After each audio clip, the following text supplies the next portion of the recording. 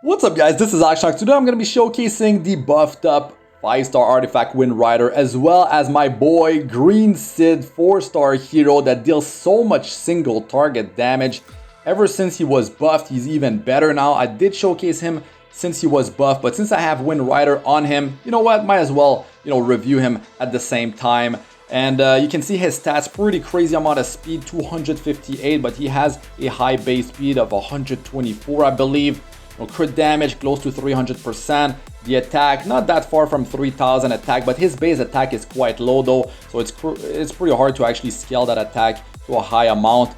So yeah, Wind Rider is definitely much more powerful now because you get part of the attack passively, increasing your hero's damage, right? And then you get another attack increase if you down the target. It's beautiful. So it goes up to 20% attack increase and up to 40% attack increase if you down the target. You get stealth if you down someone.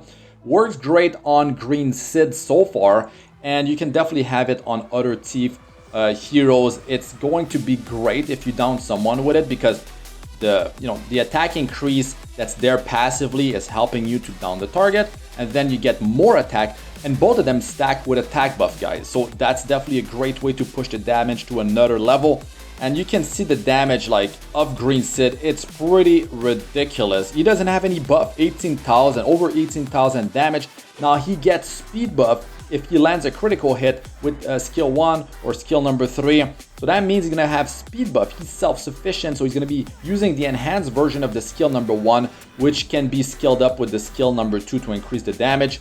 Man, it's very powerful, and you're able to deal I've seen numbers that are higher on the skill number 1 compared to the skill number 3 because he's getting speed buff. And speed increases the damage of your skill 3 and your skill 1 and the enhanced version of the skill number 1.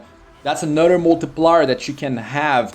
And he has speed memory imprint, so that means you're going to be increasing the speed of your other teammates. So if you have him in a speed team, and especially other heroes that maybe deal more damage because they have a higher amount of speed like Assassin Cidd, you're increasing your chances to actually open against the enemy. And going first, especially speed team versus speed team, that's definitely a major advantage, and you're gonna be able to win so many more games because of that. And as a free-to-play player, I love to use speed imprints, especially if you're fighting players that have been farming Wyvern more than you. Maybe they spend money, been playing for over 3 years. As a free-to-play player, I've been farming a lot of Wyvern, but if players are spending money or they're more lucky with their speed rolls, it's a rough time. So having some speed memory imprints is definitely going to help you out, and having speed imprints on heroes that are very powerful like Green Cidd, Watcher Shuri, even Fire Shuri, he's actually really dangerous. Green Vildred, but it's hard to cleave. That's the thing. That's why I like to use single target damage dealers ever since they introduced Angel of Light Angelica.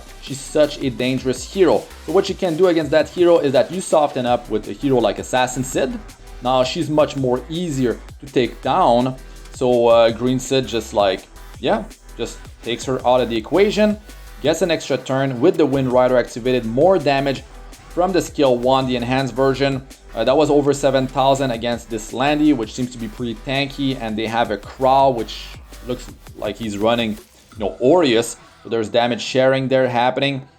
So yeah, I'm definitely liking the damage that, whoever is wearing Wind Rider is able to do, because you get that passive attack, you down someone, you're getting even more attack, stacks with attack buff, you get stealth. That means that's a survivability increase, because if they're running single target damage dealers and you're stealthed, they can't hit you, which is great. It's allowing you to stay in the battle longer, and then you can just do a ton of damage against them and be very deadly. So another thing is that if you are stealthed and you apply barrier on your hero, if they cannot break the barrier with heroes that attack everyone, right? If they cannot break the barrier, you will stay inside stealth, and they cannot, hit you with single target damage dealers, which is great. So you can see, oh, man, that made Chloe almost took her down. That was ridiculous. She just survived with a sliver of health. And that's what happens if you have a hero that has so much speed. Yes, Green Cidd, he has an extra multiplier based on his speed. He's able to deal more damage, more speed he has. But if he had more crit damage or attack, he would be dealing more damage. It's just that speed is important to go first, and I want him to follow after you know, my assassin Cidd. I don't want him to be too far away in terms of combat shrewdness. I want them to fall. I don't want the enemy to cut in between. I need to pull off my combo. So sometimes I bring speed imprints. Maybe I have Sash Itain Ranger artifact. It's a 4-star artifact. This pushes your whole team's combat shrewdness if you down someone. So it's a great way to allow your heroes to go back to back, and especially push the combat shrewdness of some of your heroes that might not have as much speed. But if you put speed memory imprints and you put Sash Itain on your team, you're going to be able to do some pretty insane stuff. Also, Azure Comet on the Warriors, allowing you to push the combat shrewdness of whoever is wearing it, is insane, because you can have Assassin Cidd and Green Cidd down someone together, and then it will push the Warriors wearing you know, the Azure Comet. Like my Straz is running that, my Judge Kise is running that, and you can do some pretty cool combos with that. Also, you can be running Closer Charles, and if you have 2 single target damage dealers like Assassin Cidd plus Green Cidd together, they're going to be able to down the target, or at least bring the target to 30% health or lower, which will trigger the combat shrewdness of Closer Charles. He's going to cut. He's going to attack everyone, give attack buff to your team, push their combat shrewdness. Then you're going to be able to go with a 4th hero with attack buff, and maybe they were built slower, but they were pushed, you know, now they're ready to go because they got combat shrewdness pushed from Closer Charles, or maybe you got Sash I-10 on a Ranger, and you're going to be able to go, have your whole team go before the enemy even went, and you're going to be able to take out maybe one of their hero, maybe more than one, and then they're going to be at a disadvantage because you already took out some of their heroes, and now it's a 4v3, a 4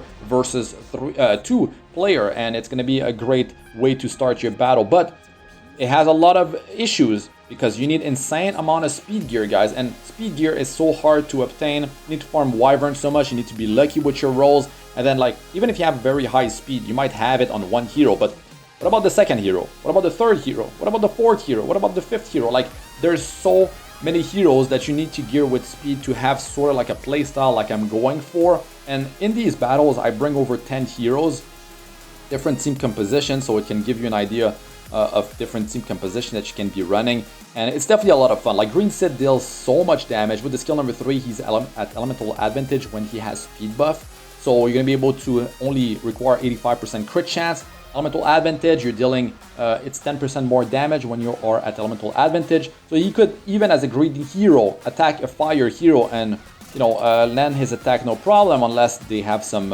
evasion. In that case, well, you would need some hit chance to counter it. But that's pretty cool right there. You're dealing more damage, getting some free crit chance from being at elemental advantage. So when I was running like Sinful Angelica with the speed buff being applied on Green Cidd, then he opens with the skill number 3, increasing his chance to down the target because he has attack buff, he has, you know, speed buff, which is increasing his speed damage multiplier as well, and the attack buff, and the Wind Rider passive attack. Plus, if he downs the target, you know, he has all these buffs, and then he has, you know, the passive attack increase up to 40% more at plus 30 enhanced. And then he's just going to deal so much damage with the enhanced version of the skill number 1, which can land the fans break on the target if you need some help to finish that target off. Also, he's very good in PvE content, so he's definitely a very powerful 4-star hero, only needing like, what, 27 MolaGora versus a 5-star hero, which is like 33 Molas. So yeah, Wind Rider definitely pretty top-notch. Now I can use it on different thieves and to very good use, put them to good use, put that artifact to good use. And Green Cidd is definitely a worthy investment, especially with the speed imprints for free-to-play players to close the gap versus players that are more lucky or players that spend money. Anyways, that's going to be it for this one. Let us know what you guys think about all that in the comment section. I'm Astranox. Good luck with all you do. Happy holidays. Peace out for now.